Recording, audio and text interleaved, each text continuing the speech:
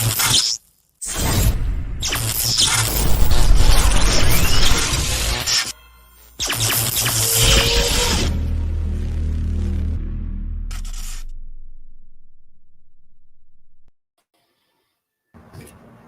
evening and welcome to another episode of the 5280 podcast. I'm Glenn Hauser at the helm tonight with my co-host Cam Parker and Gage Madrid. Gage looks like an airline engine tonight, but something, or turbine or something. I don't know what's going on. In the process of moving everything I own in a box. Yep. That's all right. The industrial look is fine. That works. How you doing tonight, fellas?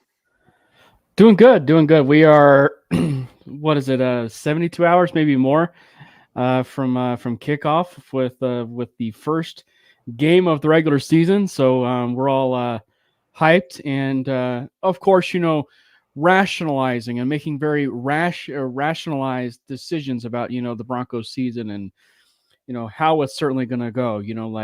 Will Bo Nix actually throw for 4,000 yards? That kind of rationalization, if you will, of will he actually throw for 4,000 yards? See, I'm going with Rash, so I appreciate the other side to that.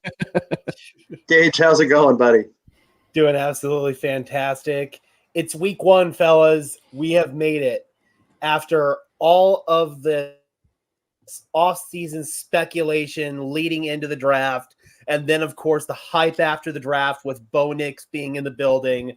All of the quarterback competition and all the other motions we had to go through this offseason has led up to this point. This is the time, fellas. We've made it. I know. I was saying it's our last episode before something that actually counts. So this is pretty exciting time. And with the short week, it even tricks us a little bit more. So I'm really looking forward to it.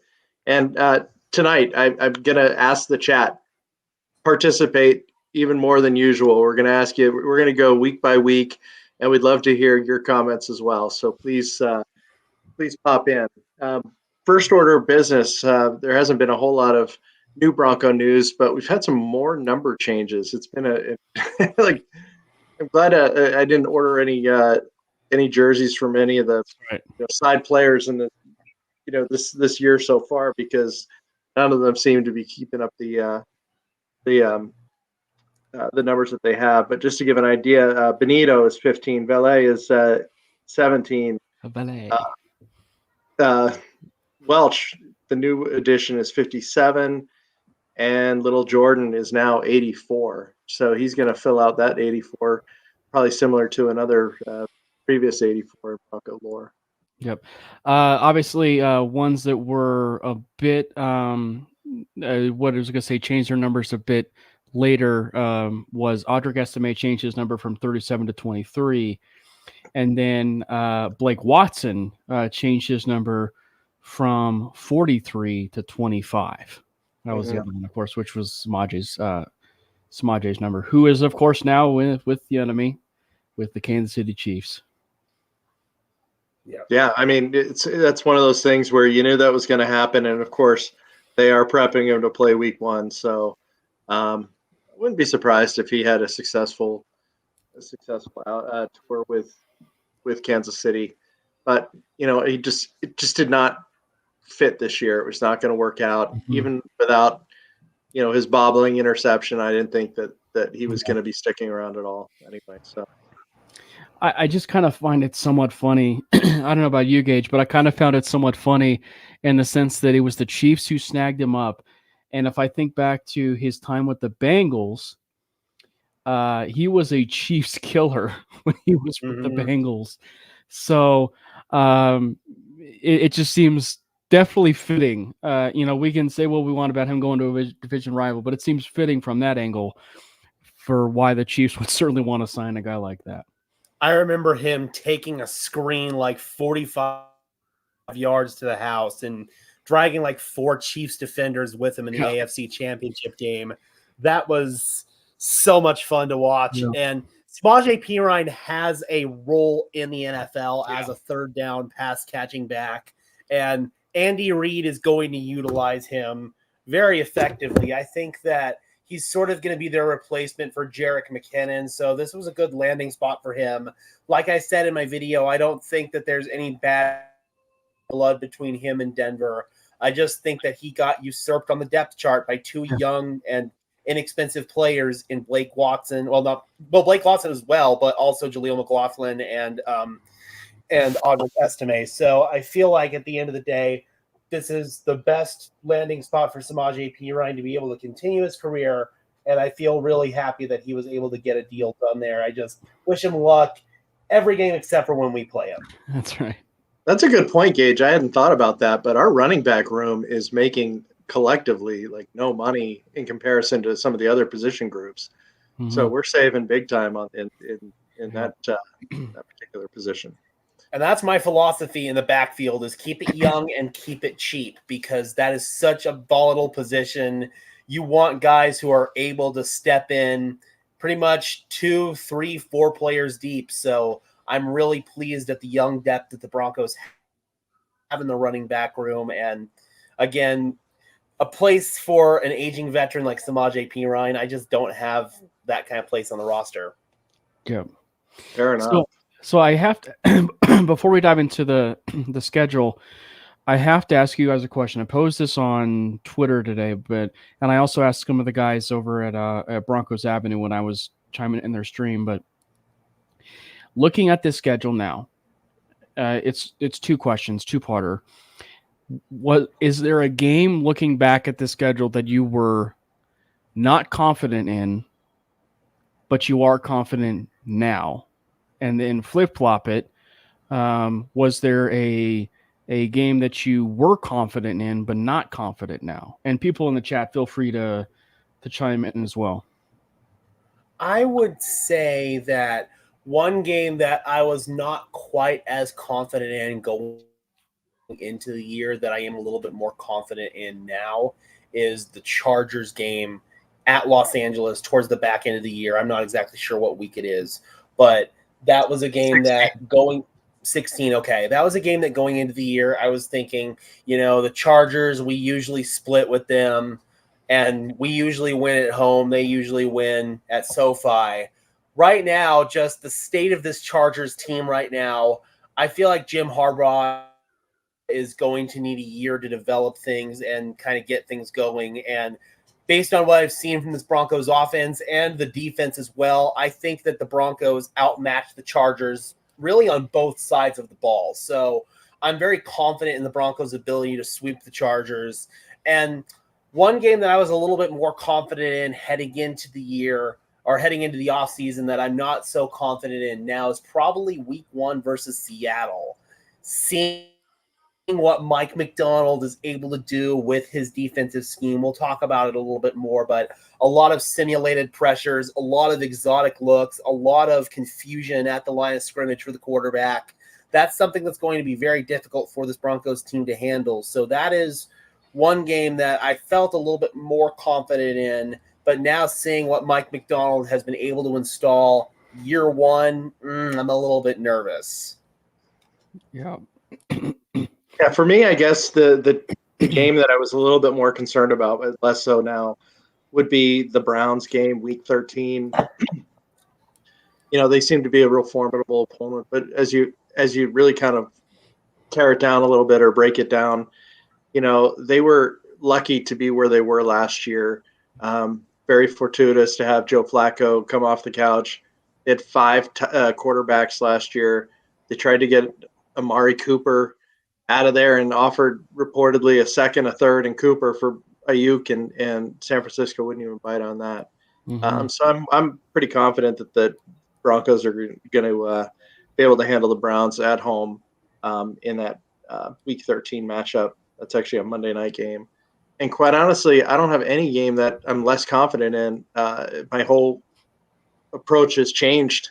And like I said, I think I'm maybe delusional and maybe wearing those our famous orange colored glasses, but I'm feeling pretty good about things. Before we get cracking here, Ken Booker asked, is Chris Abrams' strain going to be this year's Jaquan McMillan? What do you guys think? That is actually a really good question, because This is something that, we've talked about before, but I think he's going to be offering so much versatility for this team.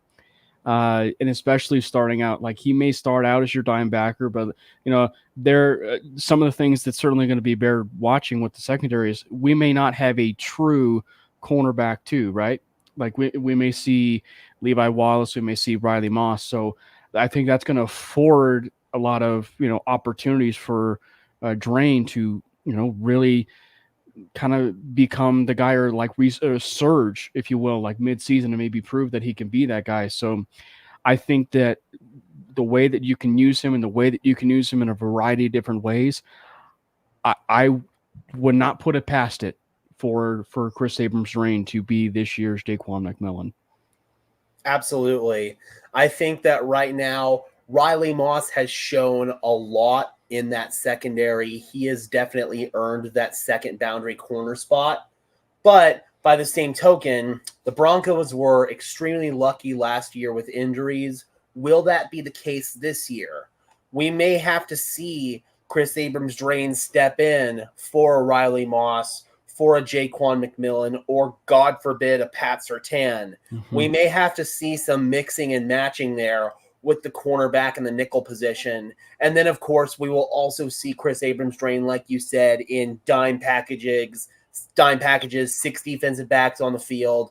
I also think we'll see JL Skinner in that role as well. But I think that Chris Abrams-Drain certainly has a chance to kind of earn more playing time as the season goes on, especially if Riley Moss maybe is struggling to continue to ascend. Maybe he hits a little bit of a plateau. That's when you turn things over possibly to Chris Abrams-Drain and maybe alternate them a little bit and see what he can do at that second boundary corner spot, because I think the nickel position is set with Jaquan McMillan. He's a rising star. We've been gushing him up all off season, but there are a lot of other areas in that secondary where we could see a guy like Chris Abrams-Drain really ascend into possibly a starting role. Right. All right. So we got Virginia is saying that she expects the Broncos to beat the Chiefs twice this year. That's great. Thank you, Virginia, for joining us. And Sports Nonsense and Whiskey, confident on the Colts game and nervous on Atlanta. Very interesting. We have a lot to. I think top-heavy talent for Atlanta may be one of the reasons why maybe he's nervous about there, but their depth kind of concerns me a little bit. Yeah. Yep, I agree. Sure. All right, so let's jump right into it. And Gage referenced Game 1 at Seattle, a repeat of 2 years ago, when it was botched completely. Hackett set the tone for the entire season by not letting Russ go for it when he was actually balling out in that game. And I think that absolutely just killed the season in Game 1, which is an absolute favorite. But okay, Gage, we'll start with you because you have some nervousness or some concerns about Week 1. The floor is yours, sir. Okay, so with the Seattle Seahawks team, on the offensive side of the ball, there's not a whole lot of change in terms of personnel. It's still Geno Smith at quarterback. You still have DK Metcalf, Tyler Lockett, Jackson Smith-Njigba at receiver, Noah Fant at tight end, Ken Walker running back. So that whole core on the offensive side of the ball really has not changed at all. The scheme has changed with Ryan Grubb, former college offensive coordinator, coming in and kind of bringing some of those modern college principles to their offense. They'll still bring some of the West Coast elements that they had previously under Shane Waldron. But where I look to on the defensive side of the ball under new head coach Mike Macdonald is, again, this scheme that I've already kind of talked about. It's a single high man coverage based scheme, but there's a lot of disguise, a lot of simulated pressures, meaning that you're showing that 5-6 guys are coming at the line of scrimmage.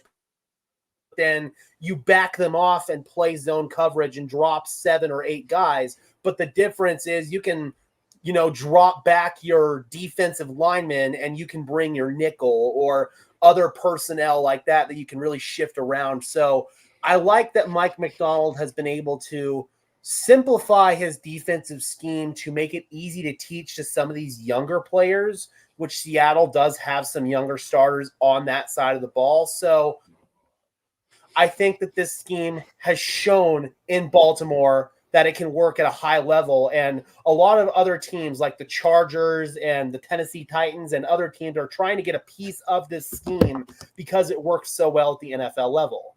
What I question is, it's going to be week one. How will all those guys gel? Will there be blunders? And also, will there be blunders from Mike McDonald as a first-time head coach coaching in his first ever game? Will it look like Nathaniel Hackett in the sense of him coaching in his first game and having those blunders of sending McManus out there to kick the 64-yard field goal and so on and so forth? So that's really what this Seattle team looks like in a nutshell. They have some young pieces on the defensive side of the ball. Offensively, it's pretty much the same guys, but I'm really worried about how Bo Nix is going to respond to this relatively complicated defensive scheme for Seattle under Mike McDonald. Yeah. For me, the reason why I prefaced the question the way that I did was the Seattle game, interestingly enough, is a game on the opposite side of, for you, Gage, is I'm actually, for a game that I was less confident in, but I'm confident in now, the Seattle game is it for me. And doesn't mean it's a win or a loss. I'm just like, I feel a little bit more confident going in. And I think that for one, it's what we saw from Bo Nix in the preseason. He looked very comfortable in the offense. You also make it too that he's from the Pacific Northwest, and he also went to Oregon. So I just think that some of that is a bit overblown. Seattle is a very tough place to play, but when you go to a place that you are somewhat familiar with, it helps with your process. And I think that having the Seattle game win or lose is a really good measuring stick for him for growth, right out of the gate, because, this is something that we have seen from Bo specifically in this off season, which is he makes mistakes. He doesn't make very many after that, so I think it's going to be a nice little learning experience from him. And I think that one of the areas from the Broncos perspective as a whole that I'm going to be eyeballing is, this isn't going to end up being a Pete Carroll versus a Nathaniel Hackett situation now. This is actually now going to be a Sean Payton versus a Mike McDonald situation. This is going to be a veteran coach going up against a rookie, head coach. And so I'm sure there were going to be some chess matches going on. And I think that, everyone in their right mind would give Sean Payton the edge over being the head coach there. And I think that, to your point about Seattle and with Ryan Grubb is coming from Washington. It was a bit more of a complicated offense, and it's week one. And to your point, like, it's going to be one, can they hit the ground running from week one? I think the one area where I am most nervous in is the defensive line and the pass rush. Can the offensive line be able to maintain and keep Bo Nix upright? Now, I think the one thing that Bo showed a good presence of in the preseason was his ability to get the ball out quickly. That's going to be a big deal heading into the Seahawks game and making those decisions and those checks at the line. And if he's able to do that, I think you are going to be talking about a much closer game than, we certainly had seen, and more maybe less frustrating game, going down to the final minutes. So one of the things Sean Payton has mentioned is that it's really important that the team get off to a good start, that they really don't have the luxury of losing some initial games and then expecting to have a successful season. And like you said, Cam, I think this game is everything. And it serves not only as a kickoff to this season, but just based on the fact that there are plenty of players that were there 2 years ago. It was such a disaster. I mean, this could almost serve as like an exorcism of the past by getting this first win out of the gate in a place where it should have won the last time and it destroyed the year. I think Sean Payton is going to do whatever he can to make sure that the Broncos win this game. That being said, main thing for me is the big plays, not having the big plays, from that offense. Geno Smith, not a great QB, but they do have a lot of weapons. And when you have a big play in that stadium, I mean, these are the people that went so crazy that it registered on the Richter scale. You can't get that crowd into it. Yeah. So if the defense can prevent that from happening, and Bo Nix can play mistake-free football, Broncos should be in good shape. And personally, I'm going with a win, week 1. I can't pick against them in that setting, in opening day, under the circumstances. What do you guys have? Hey, I will say this too. They're also going to be wearing their throwback uniforms. And if there's one thing that I am very disappointed in is that the Broncos didn't make a uniform switch and, and basically choose to wear their throwback uniforms, for this game so we can get a chance to get the retro matchup of, the Broncos, throwback uniforms and the Seahawks throwback uniforms. But I will say that I don't mean to cut you off, but they can still do a variation of that by picking the orange pants. And that was something that I believe the last time the Broncos had that combination was in 1978 in Seattle when they were in the same division. So they could do a similar thing, and I wouldn't be surprised if that happens. Yeah. So this is going to sound crazy because I myself actually feels like I want to go with a loss here. But I just think that, this is, for it being week 1, this is one that will catapult you for the rest of your, 6 to 7 games of this regular season. I hate to use this as a comparison, but this is basically for week 1. This is basically what the Nebraska and Colorado game is for both respective teams. It's a catapult for both teams, and I think that for the Broncos, it's a catapult for them to start fast, right? They go play Pittsburgh, and I think that, then you got Tampa, and then you have the Jets over in week 4, and then with the Raiders. So, and then and so I think that, if the Broncos can be able to do that and they can get that victory, there is a window for them to where they can be able to start fast and really, get the blood flowing, and especially for a young team. Sean Payton said himself, that's a dangerous combination. I think they do. I think they do win, as crazy as it sounds. It's going to be a very close game. It's going to be a very close game, much like it is last time. But because of the fact that there is a veteran head coach in the building that's not named Nathaniel Hackett, the Broncos win that game. Okay. So I definitely agree with both of you guys. Sean Payton is going to emphasize starting fast. He's going to emphasize going in there and playing no mistake football, being able to handle the crowd noise without any penalties, because penalties kill drives, especially pre-snap penalties like false starts. That's going to be a big emphasis, is knowing what the snap count is, being able to make sure you have the play call in the huddle before you break, knowing what your assignment is, just all those little things that if you don't have it right, they're going to just lead to mental errors. That's going to be a big emphasis for Sean Payton. Another thing that's going to be a big emphasis, I feel like, is running the football. The Seattle Seahawks, this defensive scheme does have a little bit of a weakness with the run at times. Also, I would say that their personnel up front can be a little bit gashed in the run at times as well. So I think that's going to be a heavy emphasis for Sean Payton. Also, not wanting to put too much on Bo Nix's plate too early, with this being, I would argue, the most complicated defense that they're probably going to face this entire season. So I think that it's going to be a simplified game plan on offense, running the ball, staying ahead of the chains, being able to emphasize not shooting yourself in the foot. That's all going to be important.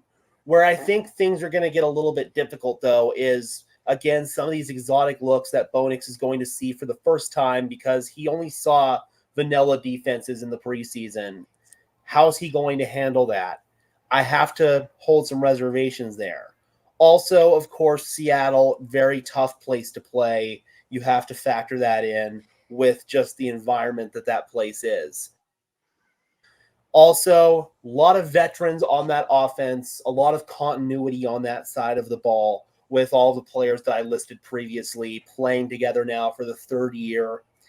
I think this is going to be a tough outing for the Broncos. I think the Broncos are going to go in there well prepared and ready to put up a good fight. And I think that if they win this game, it's going to be a big momentum boost heading into next week. But I just can't bet against the Seahawks right now at home. I think it's going to be a tight game. I think it's going to be a barn burner. But I do think Seattle's ultimately going to come away with the win. All right. So Gage says 0-17. Spoiler alert, win the following week against Pittsburgh. I think this is the absolute easiest option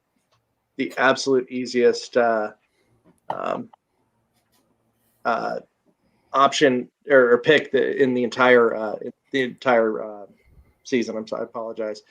The Broncos are going to destroy the Steelers in Denver. There's zero chance that Sean Payton allows that team, and there's zero chance that the team, the players that suffered through the Russell Wilson era will allow him to come in and do what he couldn't do for the Broncos, and that's win a home game. I think the Broncos start out 2-0 after a huge game against Pittsburgh. Okay.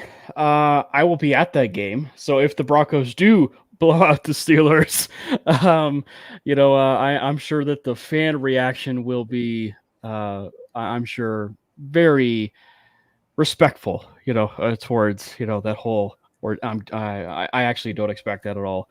I expect Russell Wilson to get a chorus of boos.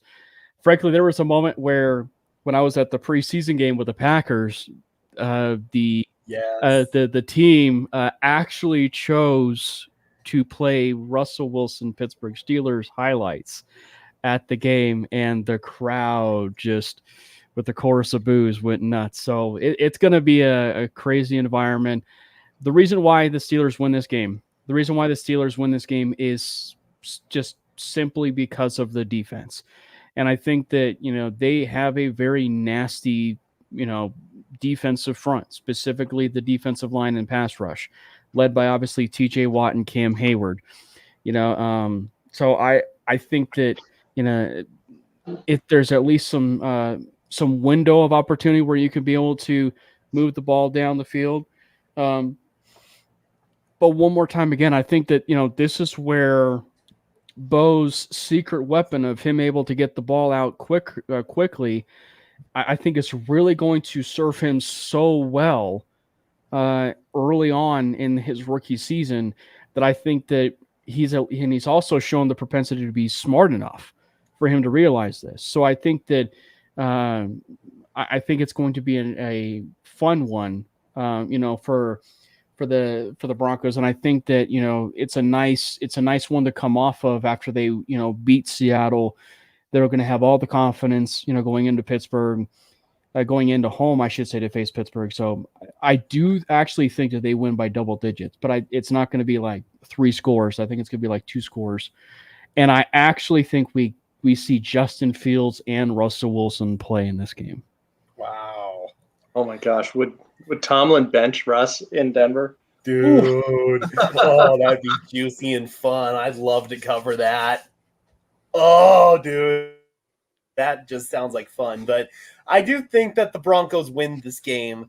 There's so much emotion riding behind it. Let's just be honest here. Russell Wilson failed Sean Payton last year after he talked all that crap before the Jets game. There is no way that Sean Payton is going to go 0-2 in games where he talked crap. It's just not going to happen, man. So Sean Payton is going to come in and coach the game of his life in this one. I think when it comes to personnel, yes, the Steelers have a very, very strong defensive line. Alex Highsmith, TJ Watt, Cam Hayward. But the Broncos also have a strong offensive line to counter that. and Bo Nix, his ability to get the ball out lightning quick, that's going to be able to neutralize this Steelers defensive line. I think that at the end of the day, this Broncos team is going to come in and they're going to pour everything they have into this. And I would very much love to see Russell Wilson get benched in this one. This would be like just the cherry on top. Sean Payton puts a whooping and Russell Wilson gets benched in that game. I don't see a scenario where the Broncos lose this. I really don't. D-Rock, what's going on, dude? Who said anything about Justin Fields being quarterback, though? I mean, who knows? He could be the kickoff returner. That's what Madden showed us. And they actually did have a quarterback returning kicks in the preseason. John Rice whatever the hell that freaking dude's name is. He wore number 18, I can tell you that. All right, so Cam and I are at 2-0. Gage is at 1-1, going into our second away game of the year, Week 3, Raymond James Stadium in Tampa, Florida, against the Buccaneers. I actually have this one as a loss. The Bucs are one of those teams. I'm really not certain how Baker is going to come out. I am a big Baker fan, but based on last year. And his bounce back and the fact how he's so respected by his teammates. And with it being on the road, I can't go too crazy and start 3-0 up to this point, and I'm going to keep going after that. But I see the Broncos losing a close one in Tampa to go to 2-1. So I to follow it with you, Glenn, I think it's a loss. Also, I think just because I think this is just how do I describe? I don't want to describe this as an emotional letdown. I don't want to describe it as an emotional letdown, but there's been so much emotion poured into the first two games. And also Tampa is such a difficult place to play. It's such a difficult place to play. And I think that they are a very sneaky team. They're a very sneaky team. And then also it's an 11 o'clock game, right? It's an 11 o'clock game. It's their first early test, if you will. So I have this as a loss also. And I would say that I would still have it as a loss, even without the fact that, so say I had Pittsburgh as a loss or Seattle as a loss, I still probably would have this one as a loss just because of that. Yep. Playing in the state of Florida early in the year has not historically been kind to the Denver Broncos. in a Week 3 too, right? Yep. And I think that the Broncos are going to go down there. It's going to be hot. It's going to be humid. Todd Bowles runs a very tight ship down there on the defensive side of the ball. They've got some new starters there, but I'm very confident in that scheme. And quite frankly, I think Baker Mayfield is super duper underrated. I think that this dude can absolutely light you up. The Buccaneers in Tampa, it's really hard to bet against them. So I do have the Broncos losing this game. I again think it's going to be a hard fought game, but this is one of those ones where it's just going to be a tough environment from just the heat and humidity perspective. And I just don't know how well a team from Colorado is going to be conditioned to go down there and get a win. Oh, I've been to games down there in Tampa for the Broncos this early in the year, and it's 100 degrees actually. So I hear you. All right, so Week 4 at New York Jets. Presumably Aaron Rodgers will still be be playing, but you just never know. No guarantees. It is MetLife Stadium. It is. I guarantee he's not running out with the flag this year, I promise. But, I just have a vibe that the Broncos are going to redeem themselves. It's the Zach Wilson revenge game. And I see the Broncos winning this game at MetLife Stadium. I know the Jets are much improved, but got some solid players. But I'm seeing us starting at 3-1. I have this as a loss. MetLife is just such a hard place to play. And it's another 11 o'clock game, and obviously Robert Saleh, would be having a field day, if he can beat Sean Payton again. Defense in the stretch, I would just say up until the point where, they actually play maybe Carolina, even Baltimore, because I think Carolina's defense is actually a bit underrated. But I just think that, Seattle and the Jets are going to be the two top defenses that they will be playing in this stretch. And, and there's an argument to be made the Jets do have a better defense than Seattle. And I think that, up and down secondary, yeah, we can, troll Sauce Gardner all we want, but I mean, he's still a really good corner. He's just not better than Pat Surtain. But they got pass rush galore. I mean, yeah, they don't have, Hassan Reddick in the building, but to be fair, they really didn't need Hassan Reddick. You know what I mean? Because they have, so many of the young pass rush talent in there. Obviously, Quincy Williams, is part of that front seven as well. So it's going to be a very, very tough test. It's always been really close. The games have always been really close. I have it as a loss right now. So the Broncos go back to being 500 after the Jets game with 2 wins to start out of the gate and 2 losses right after. Yeah, this one's tough because, there's also going to be that emotional angle of Sean Payton probably wanting to get revenge on Robert Saleh and Nathaniel Hackett for what happened last time in Denver. But by that same token, I think that this Jets team is just really loaded on the defensive side of the ball, especially. They're extraordinarily well coached under Robert Saleh and Jeff Ulbrich.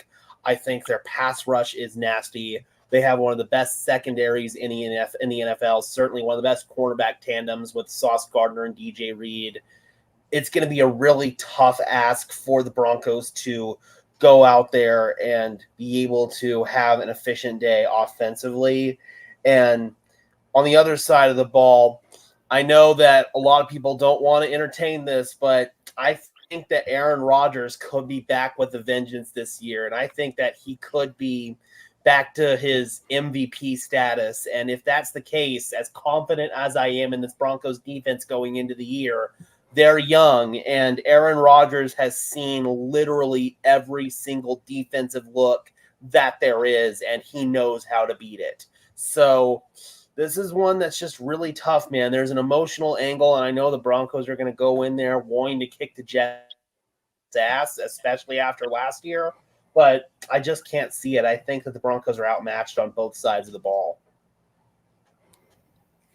All right. So I have us at 1-3 right now. 1-3, Cam at 2-2. Don't worry, more wins are coming, people. Don't worry. Spoiler alert, more wins are coming. All right, and I have a feeling we'll start with week 5. Gage, go ahead. Raiders enter the Broncos. This is going to be a fun game. It's the first game with the throwback uniforms. They are inducting Riley Odoms and Steve Foley in the Ring of Fame, and they're honoring the 1977 Super Bowl team. So the team that these throwbacks are patterned after.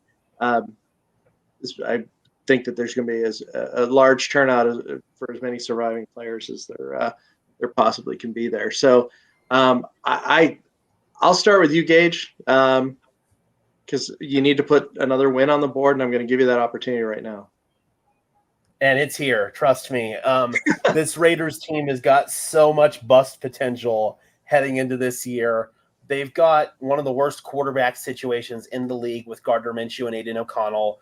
Both of them were not particularly inspiring in the preseason.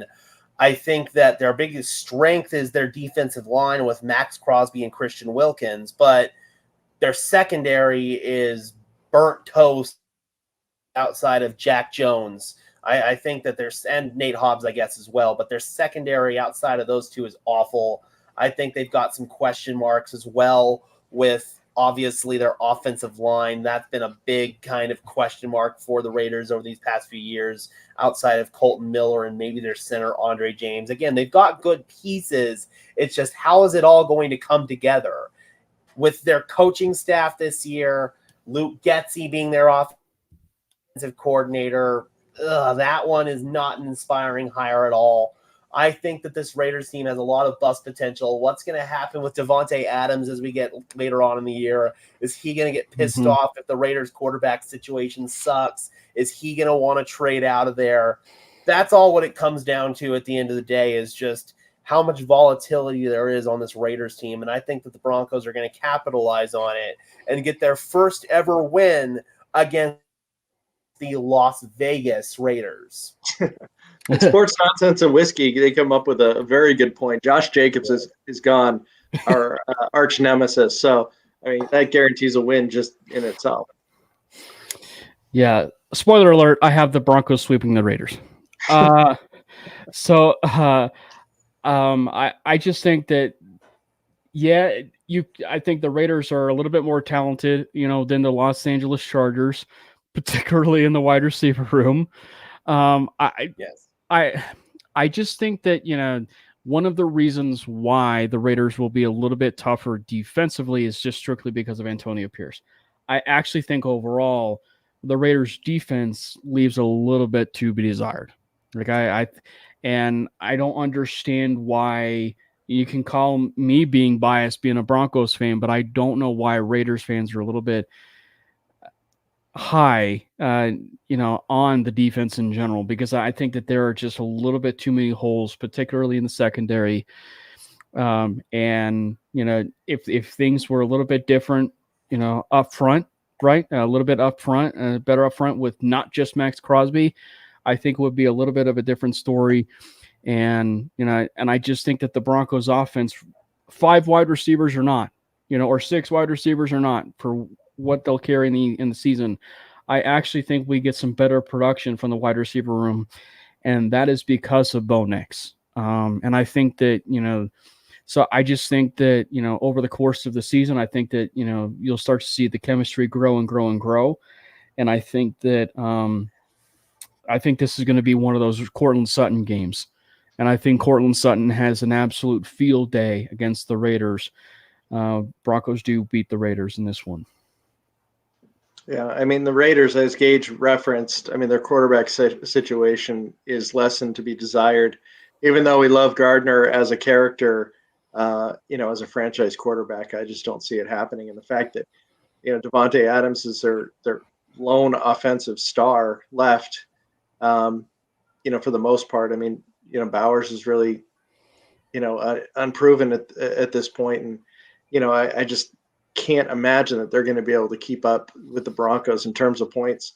And I think it's going to be a rout. And I have the Broncos winning their 4th game of the season. so there we got that. And then it leads us to week 6, another home game. Broncos stay in town and entertain another AFC West team in the Los Angeles Chargers. Gage talked a little bit about some of their shortcomings, and why don't you continue on and let us know what you think of week 6 here? Yes, the Chargers are a team that definitely has question marks. On the offensive side of the ball, it's at the wide receiver position. Ladd McConkey's their wide receiver 1. He's a rookie. You've got Joshua Palmer in there. You've got Quentin Johnston going into his sophomore season, trying to rebound after a dropped-plagued rookie year. It's like, who is Justin Herbert going to throw the ball to at the end of the day? They've got a couple of nice pieces at the tight end position, but let's see. I'm trying to look up their depth chart here. They've got Will Dissly and Hayden Hurst there, so a couple of decent tight ends. And with their run game, they're trying to essentially recreate the old Ravens backfield with Gus Edwards and J.K. Dobbins, but Dobbins is coming off of an Achilles injury. Will he ever be the same explosive back that he once was? We don't know. And then you come over to the defensive side of the ball, a lot of holes, especially on the interior defensive line. Your 3 starters right now are Morgan Fox, Poona Ford, and Otito Ogbonnia. You still got Joey Bosa and Khalil Mack on the edge. That's going for you. You still got Derwin James, but I think Derwin James is kind of starting to see the decline in his career. Then you've got Christian Fulton at one of the cornerback spots, Asante Samuel, who's solid another, and then just Sear Taylor at nickel. Kind of a lot of unknown names on that defensive side of the ball, and their depth is pretty much non-existent. I think the Chargers are going to need another year under Jim Harbaugh to really stock the cupboard, especially at receiver and on the defensive side of the ball, if they're going to be competitive in this really tough AFC. So right now, I just don't see the Chargers making a whole lot of noise. Yes, they have Justin Herbert, but he just doesn't have a whole lot of help right now. Cam, what do you think? I have this as a win. One, it's home. But two, I think that, there are about the same, if not worse, depth concerns with the Los Angeles Chargers.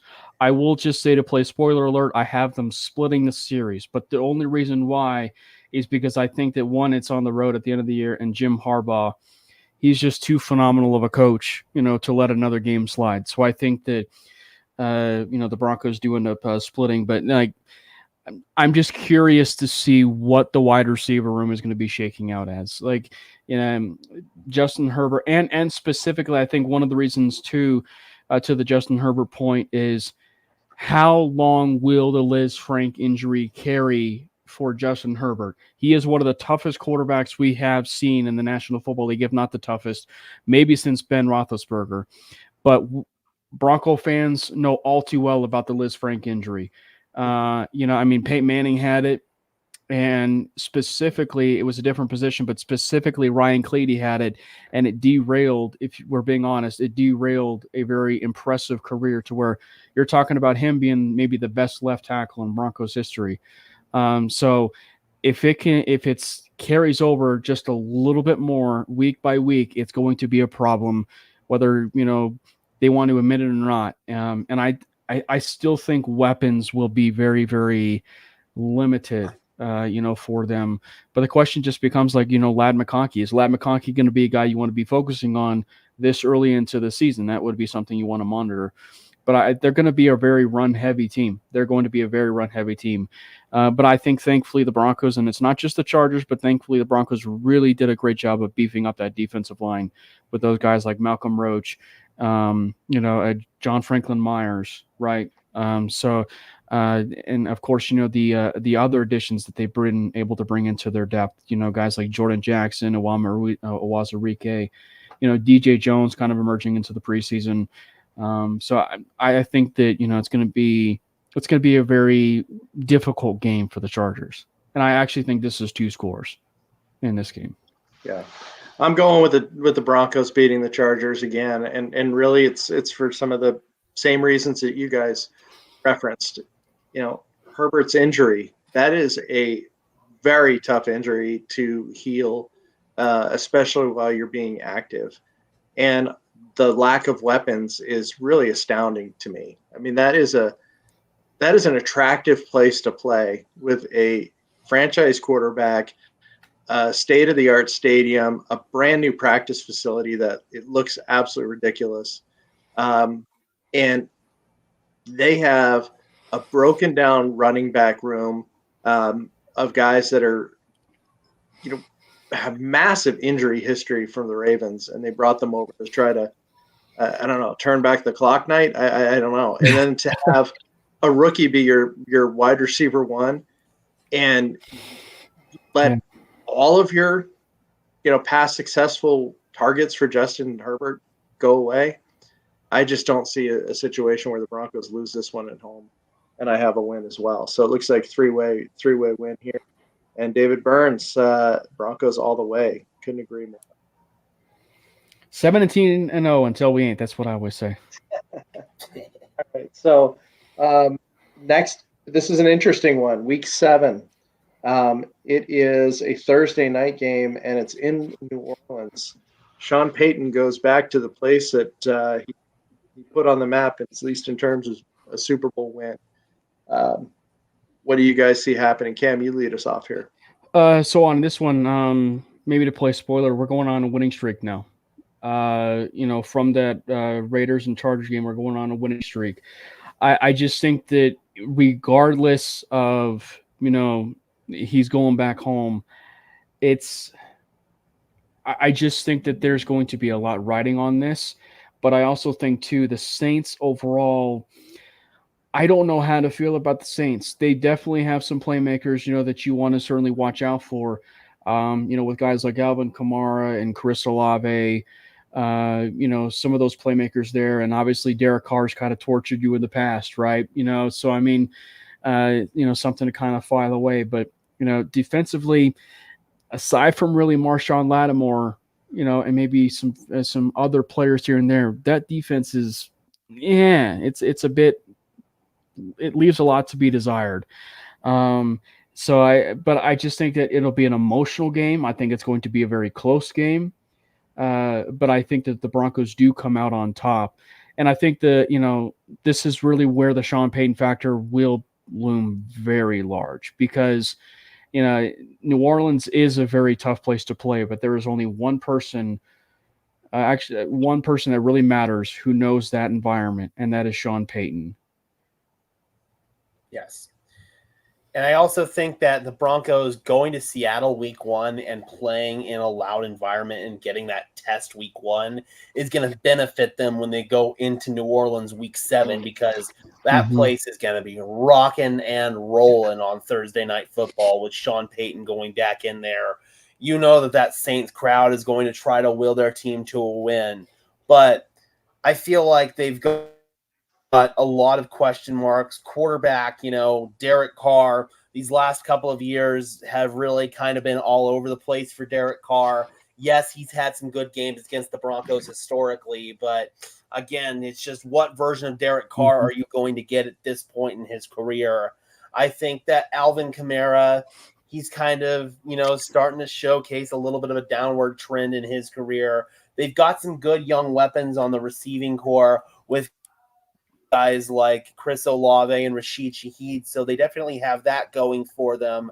On the offensive line, they've got some problems.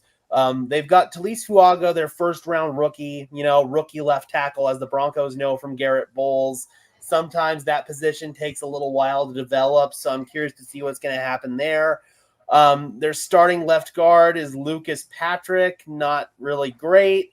Eric McCoy and Cesar Ruiz at center and right guard, that's solid. And then Trevor Penning, their first-round draft bust at right tackle, who has been an absolute nightmare in the preseason. So I think that the Broncos pass rush, if there's one game where they can feast, I think this is going to be that game, with a rookie left tackle and a bust at right tackle.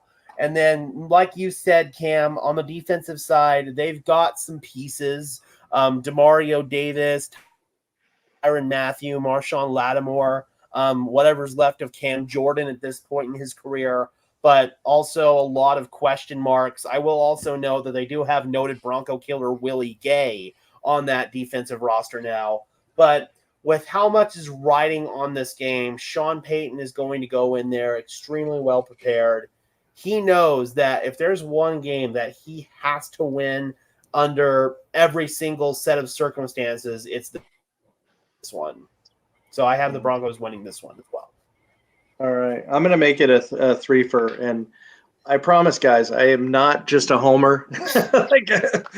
Even though that brings me to a 6-1 start, which would be ridiculous. I think you are drinking the Kool-Aid. I think I may have stretched it a little bit with the Jets. But again, for all the same reasons, you just look at. I mean, will Derek Carr even be the quarterback at that point, or will Spencer Rattler get an opportunity? Or even Jake Haener. I mean, they really like Jake Haener too. So yeah. Yeah, I mean those PEDs have really gotten all sorts of buff. But it's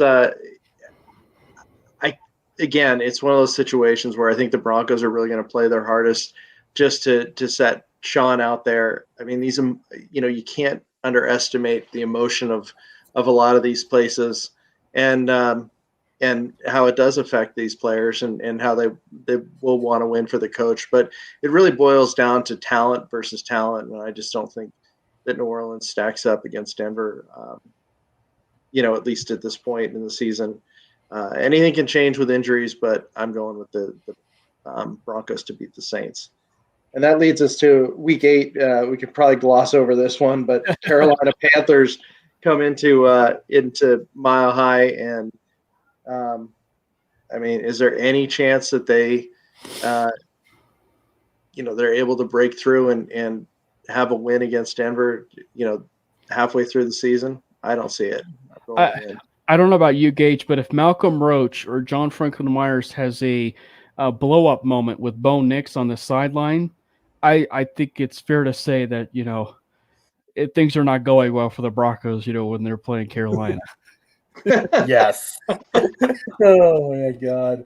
I mean, to the Panthers' credit, they're a young team. They've got some talent on the offensive line that they brought in. Robert Hunt, Damian Lewis. They get Austin Corbett, their center back. They've got good pieces on defense. Derek Brown, our old friend Josie Jewell. They're very well coached with Ajero Evero. I expect Bryce Young to have a bit of a resurgence in his sophomore year with Dave Canales, some stability there on the offensive side of the ball.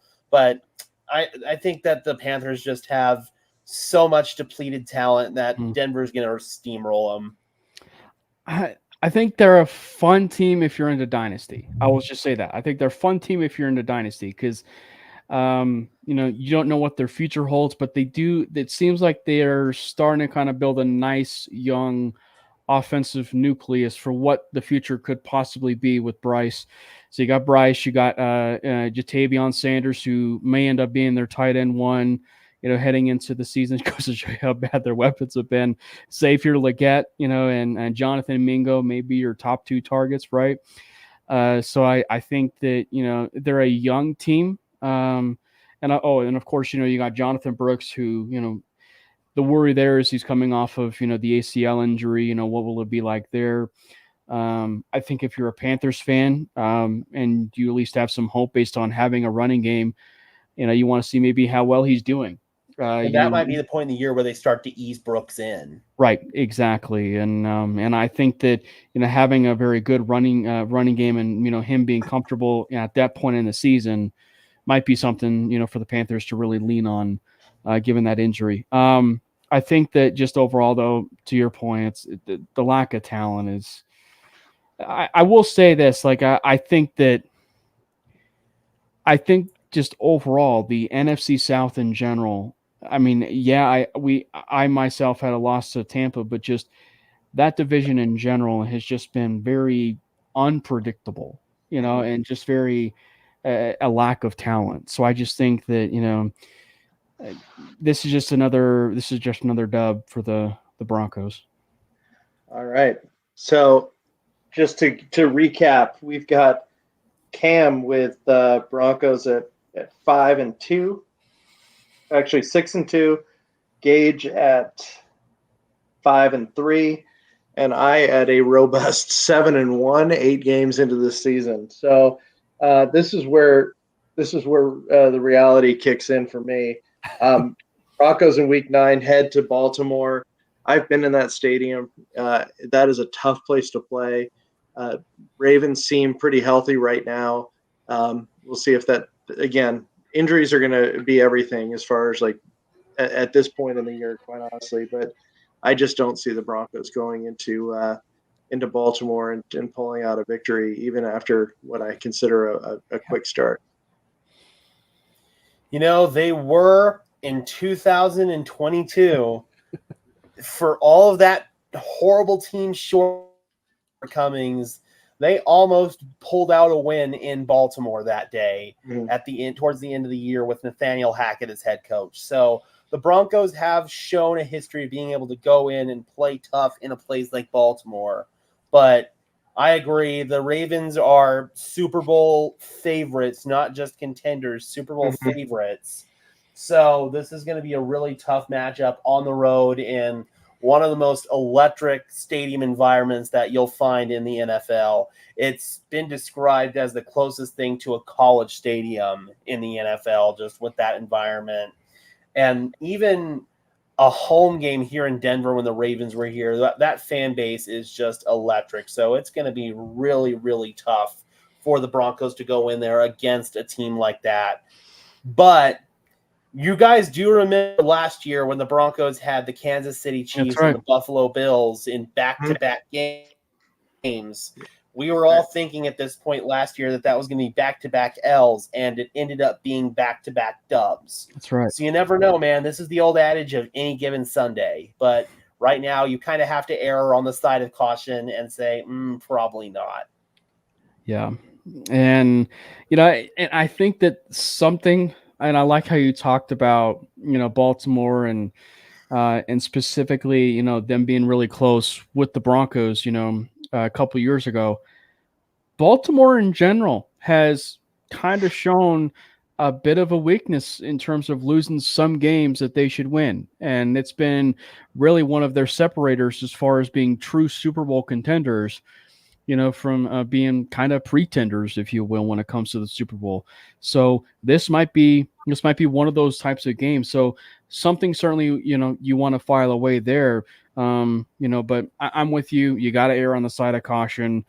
You got to roll with the Baltimore Ravens here on a win. I will say this though. I actually think this of the games that's going to be between maybe these two, this is going to be the closest of the two of them. And I think that, I think it comes down to a game-winning field goal by Justin Tucker. I mean, and I'm not one for moral victories, but if the Broncos can keep up at this stage of the season with, as Gage described, a real bona fide Super Bowl contender, you can't be on the road. You can't be too upset at that particular outcome. That's 3 L's across the board. And I'm going to continue my losing streak at Kansas City. I know the Broncos have played the Chiefs tough, did finally get that one win last year. But going into Arrowhead, it's a November 10th game.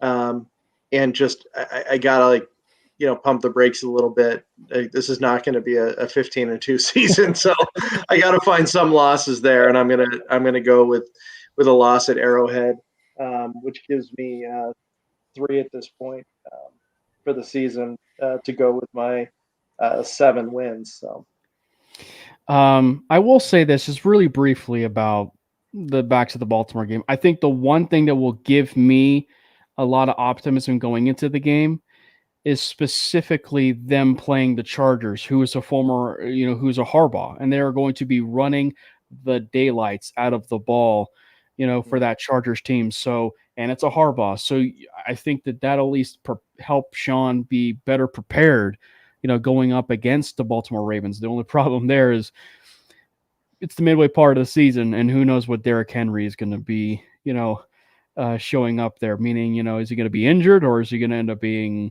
one where, he's been carrying the load for the Ravens. Gage, what you got? So for the Chiefs. So Cam, where were you with the Chiefs? I'm sorry. What did you say? It's a loss. Chiefs, yeah. Go ahead, we Gage. do know that this Broncos team is capable of beating the Chiefs. They did it last year. The Chiefs had a lot of mistakes in that game, and the Broncos capitalized on those mistakes. So if Kansas City does the same thing, then Denver should, in theory, be able to win. But it's going to be at Arrowhead, which is always a tough place to play. Again, the Broncos have some of the toughest places to play on their schedule this year. And I think that first game of the year, it's going to be a little bit tough. It's that second game of the year where you've got a little bit more film on them, and possibly the Chiefs are resting starters even. That's the better game that you have an opportunity to win against the Chiefs. But at Arrowhead, it's hard to bet against the Chiefs, so I have it as a loss, bringing me back down to 5-5. Wowzers. All right, so week 11, things do get interesting. It was one of those games on the schedule that was no big deal, but a home game against the Atlanta Falcons. And to call him a fan favorite is a raging understatement. Justin Simmons comes back wearing the 31, but in a Falcons uniform, back on home turf. I mean, the ovation he's going to get is, the easiest bet in the world is that the defense is going to be brought out for Atlanta. But Justin is, I mean, the ovation that he's going to get, the tribute video, it's going to be a special day. Cam, where do you see it in terms of a final outcome, though? First things first, I know Glenn saw it last night. I am this close to biting the bullet on doing a Justin Simmons throwback Falcons uniform. Was able to find it on the store. You know, you basically have to do a custom jersey of the throwback. So I'm like this close to biting the bullet and doing, and actually doing it. I think it's going to be a W. I really do. And I think that it's one where I think, like we said earlier, I think that the NFC South, unfortunately, just is a void of talent. But I will say this, there's arguments to be made where the Falcons are probably your most talented team, in that entire division, but that doesn't necessarily mean that they win the division. I think that, where it will get tested for Atlanta is going to end up being their depth. And I think that, something to monitor. Yeah, he may have had Drew Brees, but Sean Payton has done historically really well against the Falcons, whether it be in a dome or not a dome, or both domes, if you will, for Atlanta and New Orleans. Like, he's done quite well when it comes to the preparation, for Atlanta. So overall, I think it's going to be, probably a close game, but it's certainly going to be an emotional one for me, for sure. Yep. And, I think that the Falcons are a team that is getting a lot of hype right now.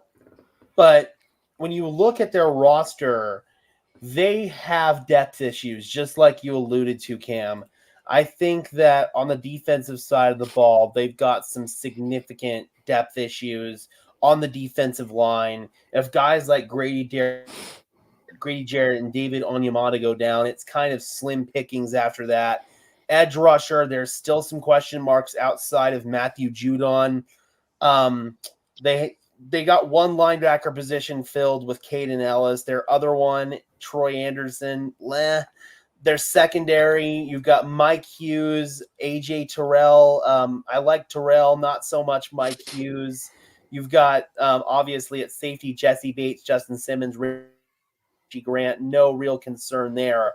And then you've got D. Alford at nickel. I think there's just a lot of question marks there, especially if guys get hurt. And the other thing as well is, like, what's Kirk Cousins going to look like coming off of this Achilles injury? Will it be Kirk Cousins still by that point, or could we see Michael Penix Jr.? It's also going to be mid-November. The game's going to be in Denver, outdoors. It could be cold. The Falcons are a warm weather team that play in a dome. This feels like a win for the Broncos just because I think they've got better depth than the Falcons do, and it's a home game for the Broncos. So that's what I think tips the scales for me. I couldn't agree with you more, Gage. I mean, if you think about where that defensive depth would be had they not gotten Judon and Justin Simmons over the course of those couple of days, I mean, that would have been a very thin defensive lineup for the Falcons. And even so, it's a home game. Forget the emotions, the Justin Simmons thing. Mm-hmm. It's all about depth, and I think that the Broncos are going to handle them, giving them their 8th win of the season, in my opinion, at that point in Week 11. So, if Sports Illustrated ever were the same as it had been, the Broncos would be on the cover at that point, as one of the darlings of the year. I should say that Peter Schrager actually picked the Broncos today as one of his playoff teams. In fact, he had them as the 5th seed in the AFC. And I'll go over the rest of the list, but I thought that was pretty cool. Are you trying to make yourself feel a little bit better, knowing the fact that you had them? I am. I am. But somebody that's right. Yeah. That you're not the only one. So, and now we're back against the Raiders, this time in Las Vegas, Week 12. I think, again, the same reasons why we beat them at home are the same reasons why we beat them there.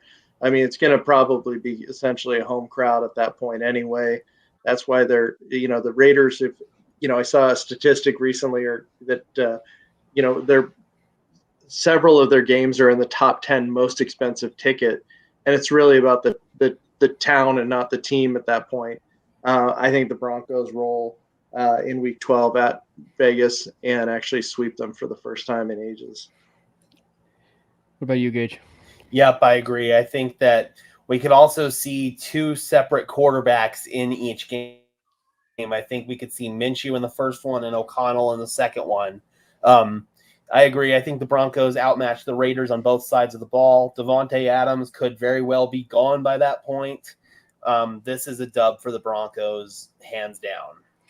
Yeah, obviously I played spoiler, with the last game, but I had them, winning the Raiders, and I think that it needs to be said, for them to, for them to really make a run, at the playoffs, or at least be competitive toward the playoffs, you've got to at least sweep one of your divisional opponents. Doesn't matter who, but you've got to at least do your best at sweeping one of the divisional opponents. And I think that, the Raiders are probably your best bet right now, in terms of being, obviously I talked about the Chargers and their depth, and everything, but I think what tips it, near the end of the year is their coaching and everything by the end of the year. So, but I have the Raiders being swept by the Broncos, and I think that I actually think so. You guys are saying maybe Gardner Minshew in the first game and Aiden O'Connell in the second game. I think you see both quarterbacks in both games. Wow. Interesting. That'd be a disaster. All right. So week 13, and I touched upon it a little bit earlier. Back in Denver, this time it's from Monday night matchup against the Cleveland Browns. Nothing about this Browns team on the offensive side really jumps out at me or excites me. You have a few players here and there. Njoku is good. Jerry Jeudy, I mean, I expect him to perform for the Browns just as he did in Denver. I think that's going to be a massive contract that is going to be, an albatross that you can put on, even though they recently renegotiated Deshaun Watson's deal. I mean, they continue to overpay these guys and then get themselves into trouble. I think the Broncos win that Monday night nationally televised game, get themselves into double-digit wins for the first time in essentially a decade. So I have it as a W. I think they do come out on top, but I will say I don't think it's going to be the runaway that happened last year. I think one of the things that's going to end up being worth monitoring specifically from Cleveland's point of view is they've dealt with a bit of some rough injuries in the past. I mean, Amari Cooper hasn't played a full season, and so they may have some decent young weapons, but is Jerry Jeudy going to be wide receiver one in that game? I mean, it's something to monitor. And I think the area where you really are going to probably see some issues is going to end up being that defense. Koromoa, Jeremiah Owusu-Koramoah, who one of those players that I was kind of eyeballing for free agency. This next off season, he got locked up. And so I'm very much looking forward to that game from a defensive standpoint. And I don't venture to bet that I don't think we'll see Dorian Thompson-Robinson in that game. I think we actually might get a chance to see Deshaun Watson in that game, but I don't think he's going to perform great. I'll just say that. Yeah, I mean, I was just going to say, we got to address the elephant in the room here, and that's Deshaun Watson. How is he going to look? I personally think that ship has sailed. I think that his best days are behind him with all of the turmoil surrounding him. I just think that there's so much time that's passed for Deshaun Watson to show that he's got a glimmer of that talent still there, and it just hasn't happened yet. I think that we could easily see Jameis Winston in this game, actually. The Browns, at the end of the day, can have all the talent in the world, but can they stay healthy? And do they have a stable quarterback situation? Joe Flacco's not coming to save the day this time. So I don't know, man. I think right now the Denver Broncos have the upper hand, A, because it's a home game, and B, because I think they've got the better quarterback situation. All right. So, just to recap where we are after week 13, I look ridiculous at 10 and 3, but Cam and I have only differed on 1 week. He's at 9-4, and Gage finally came around, and he's at 8-5. So week 14 is a bye. And then hopefully we win that game. Yeah, exactly. And then so the Broncos actually have a home game and then a bye and then another home game. So they've got a good chance to chill out without any travel. That Week 15 matchup is the Indianapolis Colts coming to town. I don't know why that game concerns me a little bit, but I just feel after being on kind of a hot streak that the Broncos are going to lose a close one, just like they did, a couple years ago. And I think they're going to stumble. It'll be their first home loss for the Broncos on my chart here. I will lead off with this. Bronco fans are not going to like how I'm going to be ending this season. But we're going to at least start off on a good note. I have this as a W. Okay. The Broncos will sweep the Colts, I guess, if you include the preseason.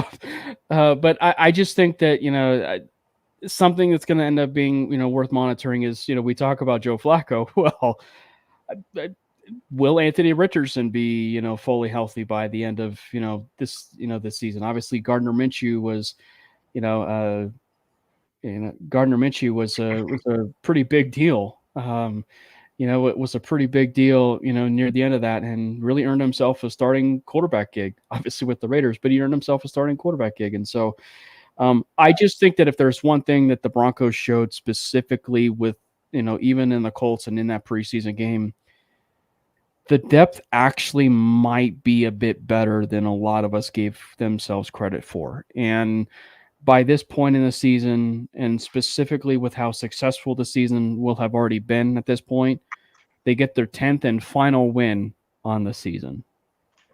Ouch. So this one is tough because this Colts team, considering that the Broncos get them towards the back half of the year, could be on a bit of a rise. We could either see Anthony Richardson start to hit his stride, or in the event that he's not playing for whatever given reason, we could see the Joe Flacco hype train return just like it did last season, and we could see the Joe Flacco revenge game here in Denver. I think that the Colts are a very well-coached team. I think that they've got a lot of talent on both sides of the ball. What separates it, though, for me, is it is a December game for a dome team in Denver. How are they going to be able to handle that? I don't know. Mm-hmm. With the volatility at the Colts quarterback position, as well as it being a home game for the Broncos, I'm going to give the slight edge to the Broncos, but I could easily see Indianapolis coming away with this one because they've historically given the Broncos fits in Denver, and obviously you've got that sort of excitement factor with Joe Flacco as well to potentially pay attention to. All right, so Cam and I are 10-4, Gage at 9-5. He came screaming back with a four-game winning streak. All right, so we find ourselves back playing the Chargers this time at SoFi in Week 16, right before Christmas. For me, the same question marks that appeared earlier in the year in regards to the Chargers are still there, unless they add some sort of a franchise wide receiver. I mean, first of all, I cannot believe that Hunter Renfrow is still without a job, because I would think that they would want some sort of veteran leadership and in that room. I mean, you have a second-round draft choice. Actually, was McConkey a first-rounder? Did he squeak in the first or second? Yeah, I thought he went in second. So you have a second-round rookie as your wide receiver one. I just unless something changes drastically, I'd be shocked. And again, like Schrager actually had the Chargers making the playoffs this year. I don't get that one either. But I'm going to go with a win and a sweep. We're back in the AFC West, baby. Okay. Okay. Oh man, it's again tough, but I'm going to give the Broncos the win here. I think that, like you said, Cam, Jim Harbaugh is going to have this team well coached, and it's going to be tough playing them twice and beating them twice. But with these depth issues that the Chargers have and issues with starting positions as well, with their propensity to getting injured at the end of the year, I think that the Broncos will go in there and take care of business. They swept them last year, and again, it's a much different culture and a much different team there, but I think that the Broncos are going to be able to overcome whatever challenges this Chargers team dishes to them, because at the end of the day, I just think they're the better team. Yeah, and they are. I just think that, I just think that for where things will be, it's a bit of a more of a moral game at that point for the Chargers, and specifically for Jim Harbaugh, and maybe even given to the fact that that he was about as close as being the Broncos head coach as Sean Payton was. I think that there could be some. I think, maybe not no love lost, but I think that just an extra incentive to win the games. And I think that, and they're just really well coached teams. And I think that, regardless of, any depth issues or whatnot, I think coaching rises above all. And, it raises all sorts of depth concerns, of course. And so, and I think too, I think the wide receiver position will be vastly different for the Chargers by the end of the season. Meaning I actually think that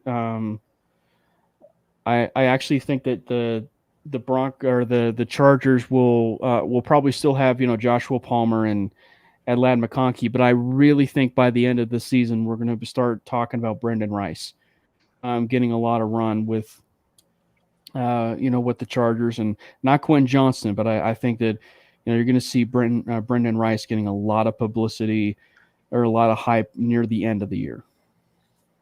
Yeah. Gage, did you have that as a win?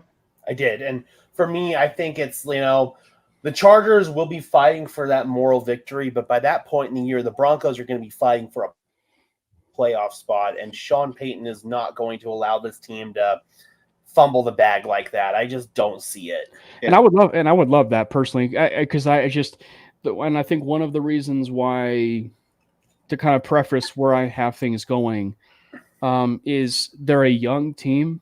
And I think that being 10-7 is already boundary for them to get in, maybe even get in. It's one of those things, you're a young team, but it's also how you finish. And I don't know how well they're going to finish. And so, it's a really tough ask to have a divisional game followed by two incredibly tough games with Cincinnati and Kansas City. So I just want to see how they finish, but I am not the least bit disappointed for them to be finishing at a 10-7, because that is already more than anyone could ever ask for. Mm-hmm. So week 17, we're at Cincinnati. Cincinnati is one of those interesting teams right now, because Joe Burrow is my favorite non-Bronco in the NFL. Love the guy, but coming off an injury like he's had, how is his wrist going to be throughout the year? I can't imagine that they're not going to take care of Jamar Chase and get him back in the building. What happens if it would be shocking. The Niners finally got their act in gear and got Trent Williams in there. Forget about Ayuk. It was Trent that I was worried about. But, if I expect that the Bengals are going to win this game, at, I still call it Riverfront. But I think they're going to win that game if injuries are good on their side. But that's a tough place to play. Cincinnati is in a really tough division this year. A lot of good competition. They're going to need a win most likely at that point of the year, and I see them beating the Broncos. Yep. It's going to be a very tough game for the Broncos. This Bengals team, when they're healthy, when they've hit their stride, are virtually unbeatable. Joe Burrow is an assassin, an absolute killer. Mm-hmm. Of course, I think they're going to take care of Jamar Chase as well. Where their weakness does lie is on the offensive line. I think that Orlando Brown at left tackle, you can kind of take it or leave it. Cordell Volson at left guard, that's not inspiring. Ted Karras is solid at center. And then you've got Alex Kappa at right guard. He's all right. Nothing to write home about. Armarius Mims, rookie right tackle. Another opportunity here for the Broncos pass rush to maybe make Joe Burrow a little bit uncomfortable. And that is a scenario where I could see the Broncos maybe pulling out the upset on the road in Cincinnati. This game has potential to be flexed into prime time. And if the Broncos are doing as well as all of us anticipate them to do this year, then I would not be surprised at all if this is indeed a prime time game. And I think the Broncos could have a chance to avenge their prime time woes, but I'm not going to officially give that to them. Spoiler alert, this is my final loss of the season for the Denver Broncos. All right, we'll keep going. So final loss of the regular season, I should say. Right, so the final game is we host the Kansas City Chiefs. The date on that game is to be determined, but it's going to be after the first of the year. Gage, continue on. So you have the Broncos winning this game. Why is that? I do. It's a game that Denver is going to need. Like I said earlier, there is a chance Kansas City could be resting starters, so it's a perfect opportunity. The Broncos have shown that they've been able to beat the Chiefs at home. Maybe the Chiefs are kind of napping a little bit, looking forward to the playoffs, even if they are playing starters in this one. I just think that this is a prime opportunity for Denver to snag this game, once again split with the Chiefs, and I just think that this is a prime opportunity for Denver to cement themselves in the playoffs this year. And yeah, man, I just think that this is the best bet for them. I mean, it's the most opportune time for them to get the Chiefs. Yeah. Cam? I have it as a loss, but I think that it's just where things currently sit right now. It's kind of where things currently sit right now. But I love the point about, where things currently could sit, with the Kansas City Chiefs and resting their starters.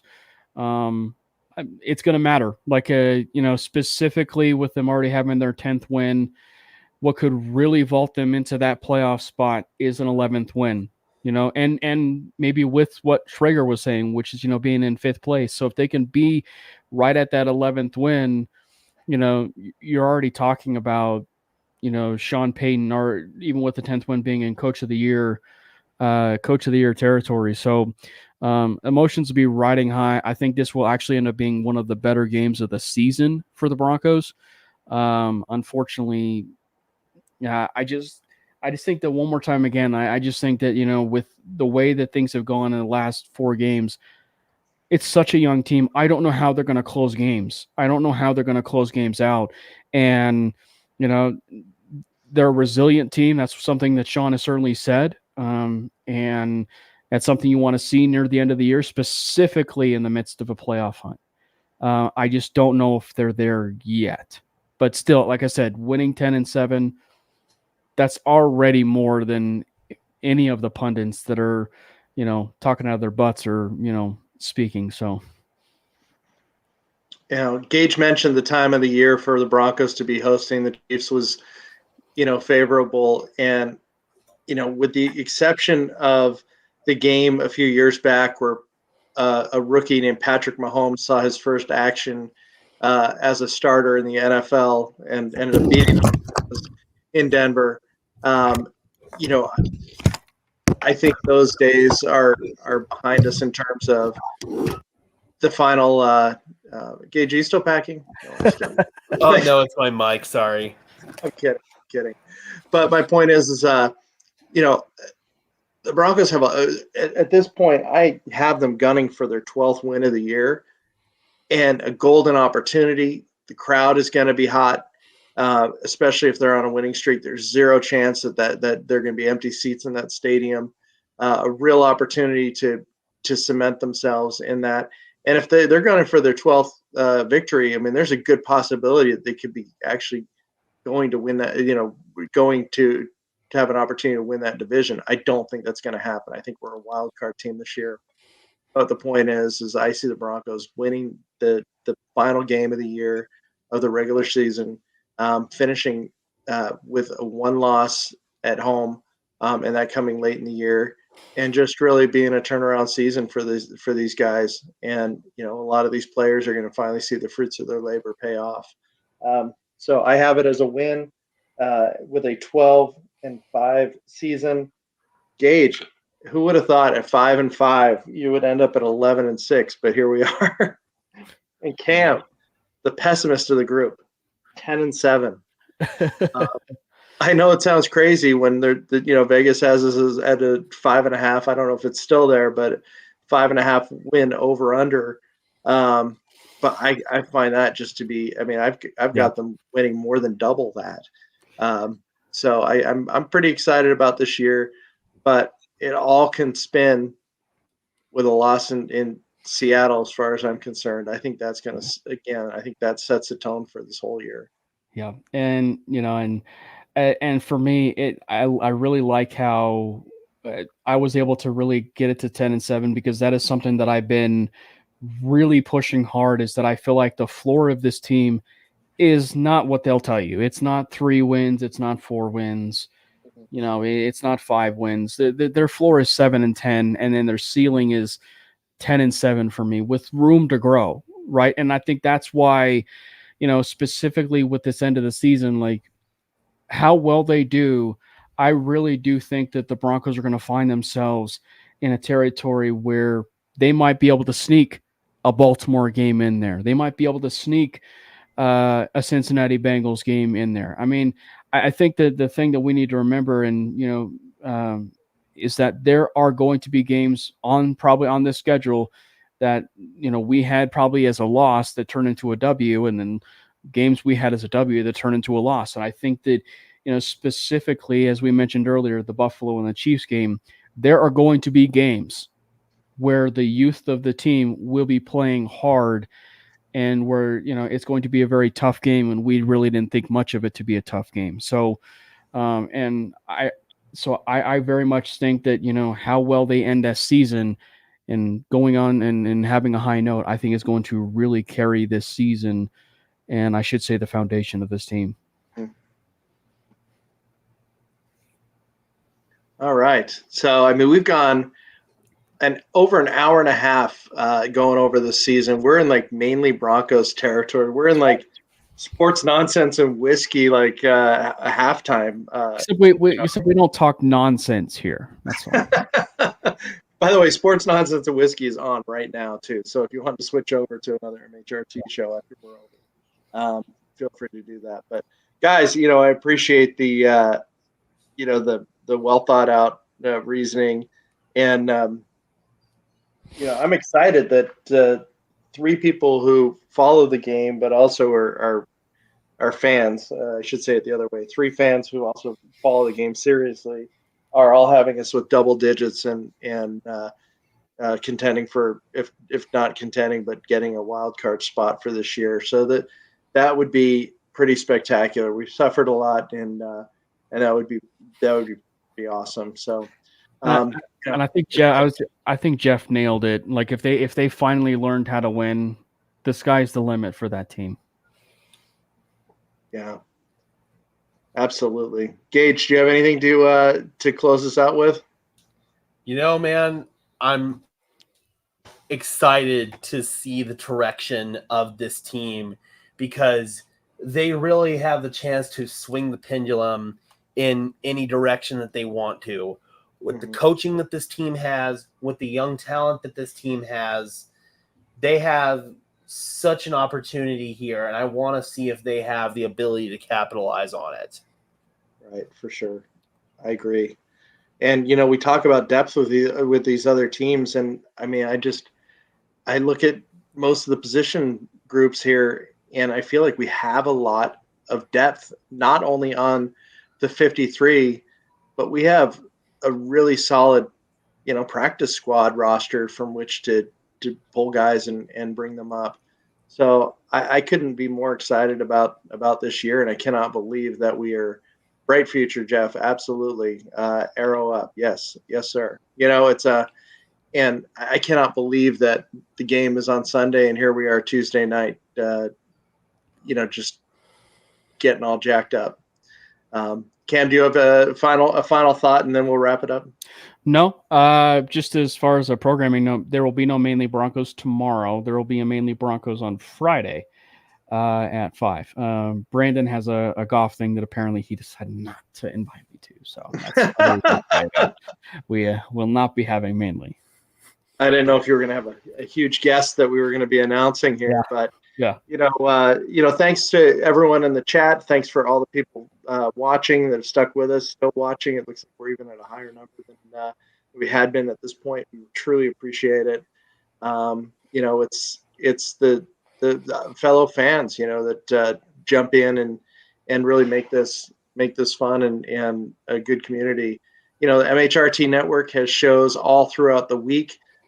Sunday we'll have the neighborhood back on with Mike and Bronco Bill, and I'm sure Bill is preparing, you know, crunching these, learning about the rosters, the depth charts of both teams. I think he's going to be ready for the neighborhood, but that's always a fun thing to watch throughout the game. Also, Gage on his Broncos Syndicate channel, he goes live, does an incredible job by himself, which is like absolutely you know, worth some major kudos, because that is not easy, especially for that period of time. So good luck with that, Gage. And with that, you know, thanks to everyone who participated, and thanks for joining us. And we will see you next week. Fast lane when I pass in the street, bag of money in the passenger seat. Simcoe's been asking for me on the road from the west to the east. Way up, I might never come down, cause the coast's racking up the flame out. So high, I might never come down, so what, this is my lifestyle.